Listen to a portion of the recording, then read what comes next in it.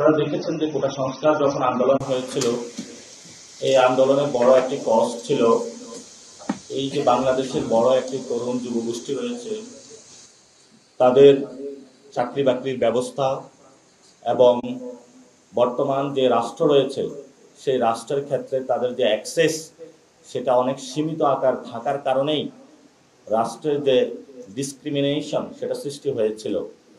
এবং তরুণরা মাঠে এসে, যারা যুবকরা তারা মাঠে এসে সে ডিসক্রিমিনেশনের যে বাধা তা ভেঙে দিয়েছিল। এবং এই তরুণদের হাত ধরেই আমরা মনে করি আগামীর বাংলাদেশের যে ভবিষ্যৎ তা নির্ধারিত হবে। এবং সেই ক্ষেত্রে এই গণ অভ্যুত্থানে একটি সংগঠন বাংলাদেশ ছাত্র শক্তি, গণতান্ত্রিক ছাত্র শক্তি বড় একটি জায়গায় নেতৃত্ব দিয়েছিল। তেমনিভাবে বাংলাদেশকে নতুনভাবে পুনর্গঠন করার জন্য আমাদের জাতীয় নাগরিক পার্টির একটি গুরুত্বপূর্ণ অঙ্গ সংগঠন জাতীয় যুব শক্তি আত্মপ্রকাশ করতে যাচ্ছে আজকে থেকে।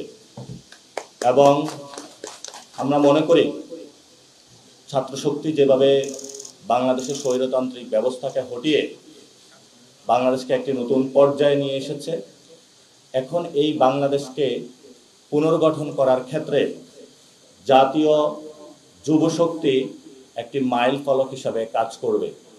সেই ক্ষেত্রে আপনারা দেশবাসী, বিভিন্ন বন্ধুজন, বিভিন্ন শুভাকাঙ্ক্ষী, দেশ মাতৃকার সেবায় নিয়োজিত যারা রয়েছেন, আপনারা আমাদের উপর আস্থা রেখেছিলেন, বিশ্বাস রেখেছিলেন।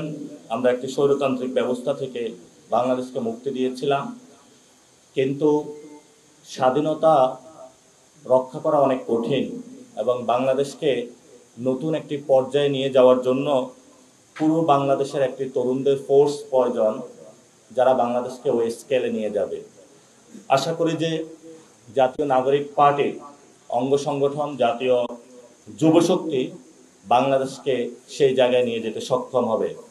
সেই ক্ষেত্রে আপনারা জানেন তরুণদের মধ্যে ফ্রাস্ট্রেশন রয়েছে, আমাদের অর্থনৈতিক ক্ষেত্রে তরুণদের অ্যাক্সেস নেই, আমাদের ক্রেডিটের ক্ষেত্রে তরুণদের অ্যাক্সেস নেই, আমাদের নীতি নির্ধারণী ফোরামে তরুণদের অ্যাক্সেস নেই, এবং আমাদের বড় যে তরুণদের জনগোষ্ঠী তারা যে সাংস্কৃতিক অঙ্গনে, অর্থনৈতিক অঙ্গনে, রাজনৈতিক অঙ্গনে তাদেরকে আমরা নিয়ে আসার জন্যই জাতীয় যুব শক্তি ভবিষ্যৎ বাংলাদেশে কাজ করে যাবে।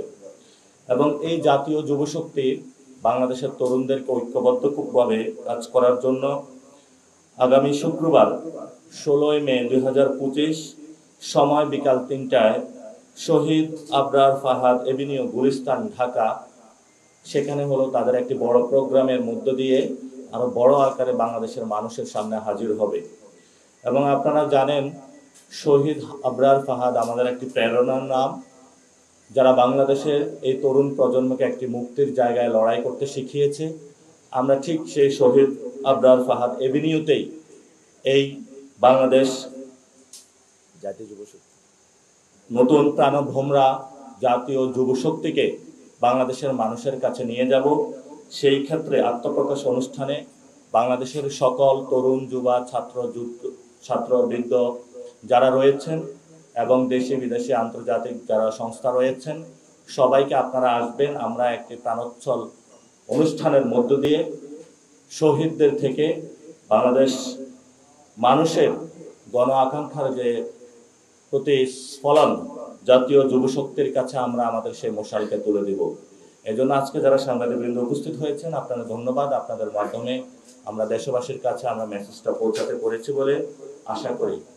সেজন্য আমরা আপনাদের মাধ্যমে আর ভবিষ্যতে অনেক জায়গায় মানুষের কাছে আমাদের মেসেজগুলো পৌঁছাতে পারবো।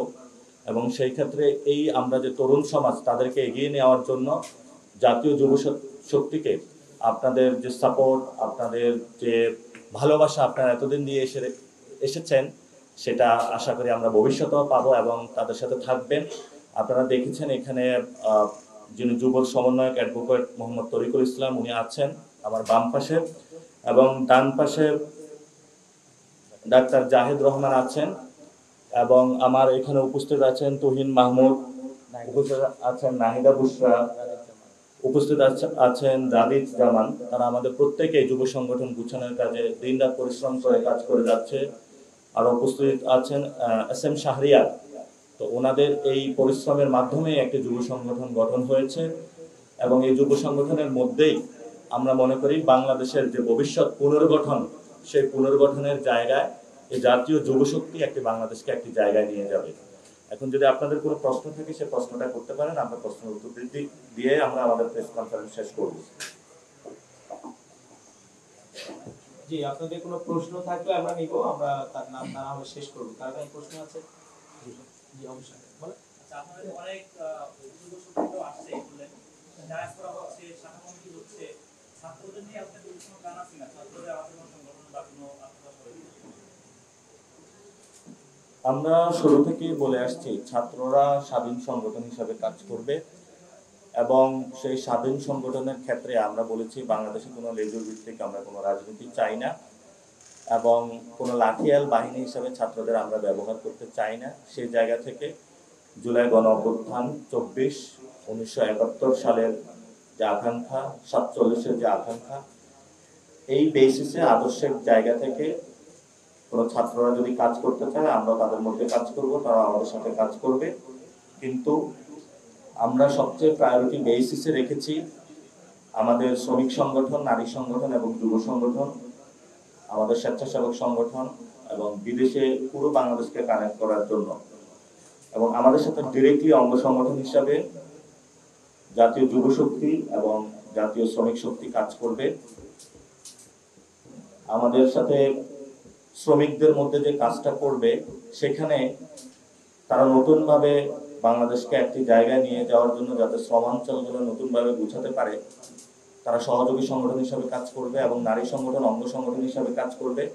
তবে ছাত্রদের জায়গা থেকে আমরা লাঠিয়াল বাহিনী হবে না, আদর্শিক জায়গা থেকে আমাদের মিলন থাকবে। সেই জায়গার ভিত্তিতে আমরা কাজ করে চলছি, ভবিষ্যতে আমাদের সেই ভিত্তিতে কাজ চলমান থাকবে।